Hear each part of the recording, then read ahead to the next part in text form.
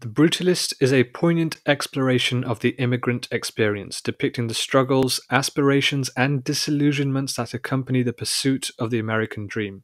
The film follows Laszlo Toth, a Hungarian Jewish architect and Holocaust survivor, as he and his wife Elizabeth leave post-war Europe in search of new opportunities in the United States. Their journey is emblematic of the broader immigrant narrative, one that is fraught with both hope and hardship. Laszlo's story begins in war-torn Europe, where he has not only survived the Holocaust but also endured the erasure of his cultural and professional identity. His decision to immigrate is driven by a desire to rebuild his life and career. Yet his arrival in America is anything but seamless. Like many immigrants, he is met with systemic barriers, economic instability, and the challenge of proving himself in an unfamiliar and often unwelcoming environment. His architectural training, rooted in European modernism, does not align with the aesthetic preferences of mid-century America, forcing him to navigate between artistic integrity and the need for financial survival. America, often idealized as the land of opportunity, presents Laszlo with both promise and harsh realities. On the surface, the country offers him a fresh start, but the power dynamics of post-war America makes it clear that success comes at a cost. When wealthy industrialist Harrison Lee Van Buren commissions Laszlo to build a groundbreaking architectural project,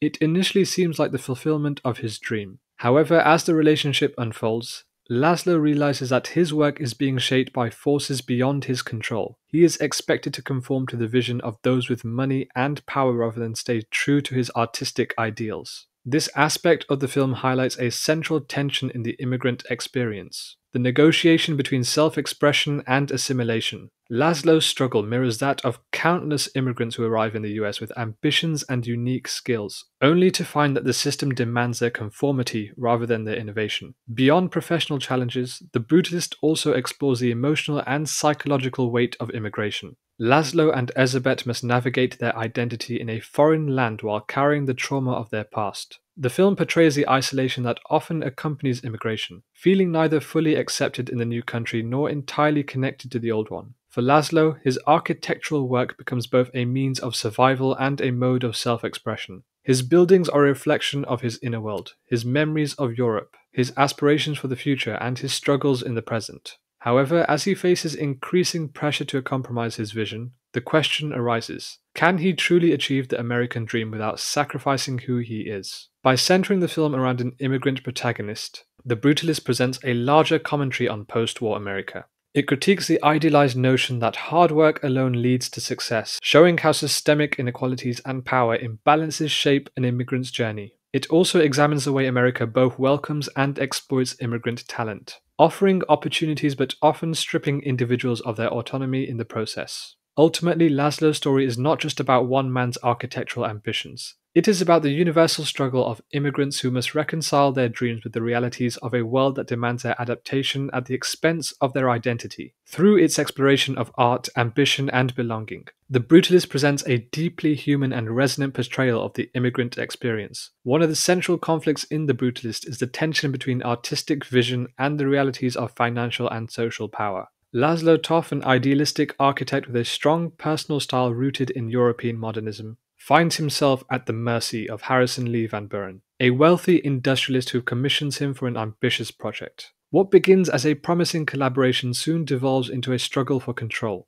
highlighting the broader battle between artistic integrity and the economic forces that dictate creative industries. Laszlo's approach to architecture is deeply personal, influenced by his past experiences and a belief in the social value of design. He sees buildings as more than mere structures. They are reflections of history, identity, and innovation. His work is influenced by European minimalism and brutalist aesthetics, favoring raw materials, geometric forms, and functionality over ornamentation. However, in America, he quickly realizes that artistic ambition alone is not enough. Harrison Lee Van Buren, the film's primary antagonist, represents the forces of capitalism and patronage that dictate creative fields. As a powerful and influential figure, Van Buren initially presents himself as a benefactor, offering Laszlo the financial and social capital necessary to establish himself in America. However, as the project progresses, it becomes clear that Van Buren is not interested in Laszlo's artistic ideals. He wants an architect who will bring his own vision to life, regardless of whether it aligns with Laszlo's principles. The dynamic creates a power struggle. Laszlo is caught between his desire to remain true to his artistic beliefs and the economic reality that his career depends on appeasing the interests of the elite. As Laszlo works on Van Buren's project, he faces increasing pressure to make concessions. The industrialist's demands force him to dilute the purity of his designs, shifting from an uncompromising artistic vision to something more commercially palatable. Each compromise feels like a small betrayal, but refusing to comply threatens his livelihood. This internal battle reflects a universal dilemma faced by artists, architects, and creatives. How much of one's vision can be sacrificed before the work ceases to be one's own?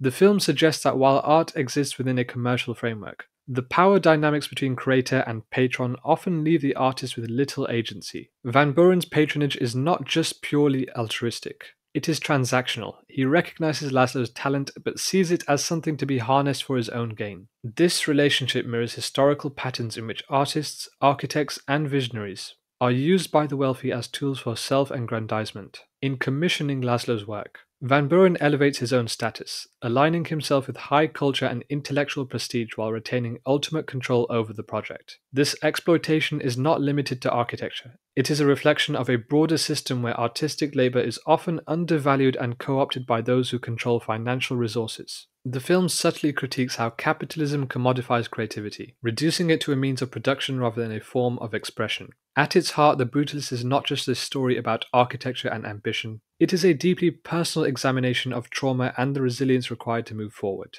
Laszlo and his wife, Elizabeth, are Holocaust survivors, and while they have escaped the horrors of war, the scars of their past linger as they attempt to build a new life in America. The film explores how trauma manifests in their daily existence, shaping their relationships, ambitions, and the way they navigate a world that often does not understand or acknowledge their pain. For Laszlo and Elizabeth, survival is not simply about physical endurance, it is about carrying the weight of the past while trying to forge a future. The Holocaust has left them with an inescapable sense of loss of family, homeland, culture, and the sense of security they once knew.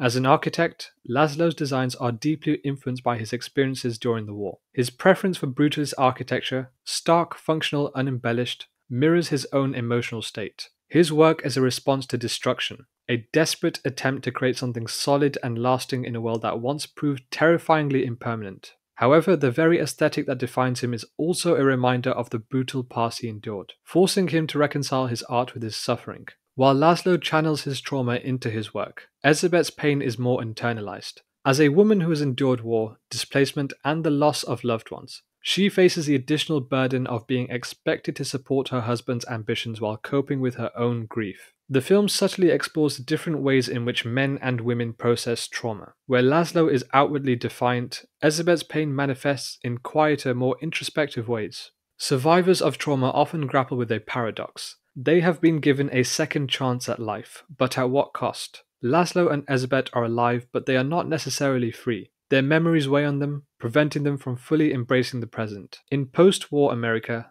Laszlo and Elizabeth find themselves surrounded by people who do not share their experiences. The wealthy elite they interact with, including Van Buren, view them not as survivors but as talented foreigners to be molded to their liking. Their trauma is invisible to those around them, forcing them to suppress their past or risk alienation. For Laszlo, architecture is both an escape and a means of survival. By building structures, he is attempting to build permanence in a world that once took everything from him. His resilience is not just about enduring pain, it is about transforming it into something meaningful. Elizabeth, however, does not have the same outlet as her husband. The film explores the silent burden of trauma, particularly as experienced by women who are often expected to be the emotional anchors of their families. While Laszlo is consumed by his work, Elizabeth struggles with feelings of displacement and isolation, trapped between the past and a future that remains uncertain. Beyond their personal struggles, The Brutalist also highlights the systemic barriers faced by Jewish immigrants and Holocaust survivors in post-war America.